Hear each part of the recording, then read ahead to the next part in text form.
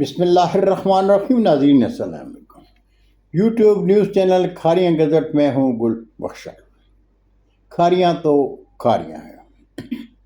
ناظرین، municipal committee Kharian کے مالی وسائل پر قابض ہائی وے ڈپارٹمنٹ کمائی کھاتا ہے اور اندرون شہر جی ٹی روڈ کے مسائل پر مقامی انتظامیہ نے میونسپل کمیٹی کو آگے لگایا ہے۔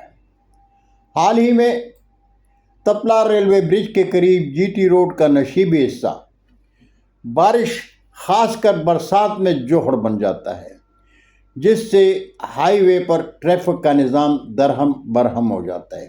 اس مسئلے کے حل کے لیے ہائی وے کے انجینئر نے سیوریج نالا اور نالے کے نیچے 10 فٹ کی گہرائی میں سیوریج پائپ ڈال دیے۔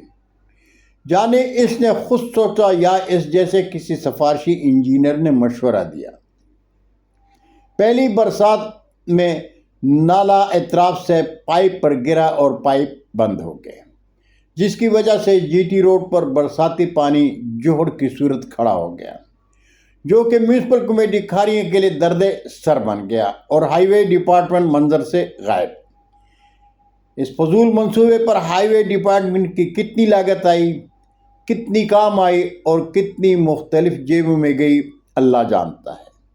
لیکن آج میونسپل کمیٹی کے ساتھ کھاریاں کے شہری بھی ہائی وے ڈپارٹمنٹ کے انجینئر کی سوچ پر ماتم کر رہے ہیں۔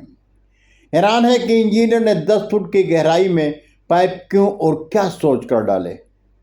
کیا ہی بہتر ہوتا کہ نشیبی سڑک کے پاس سے 3 فٹ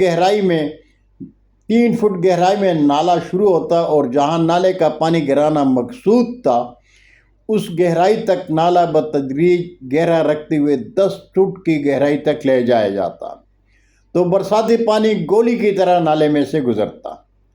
لیکن 10 فٹ گہرائی میں سیوریج پائپ کیوں ڈالے گئے، یہ تو مقامی انتظامیہ کے اسسٹنٹ کمشنر احمد شیر گوندل اور ڈپٹی کمشنر ضلع گجرات نور العین قریشی ہی ہائی وے ڈپارٹمنٹ سے پوچھ سکتی ہیں۔ لیکن سوال پیدا ہوتا ہے کہ قصور ہائی وے ڈپارٹمنٹ کا ہے اور سزا میونسپل کمیٹی کو کیوں دی جا رہی ہے۔ جوہر سے پیٹر انجن کے ذریعے برساتی پانی نکالا جا رہا ہے۔ کیا مقامی اور ضلعی انتظامیہ ہائی وے ڈپارٹمنٹ سے سوال کر سکتی ہے کہ ان کے انجینئر واقعی انجینئر تھے؟ اگر انجینئر تھے تو اس نے ایسا کیوں کیا؟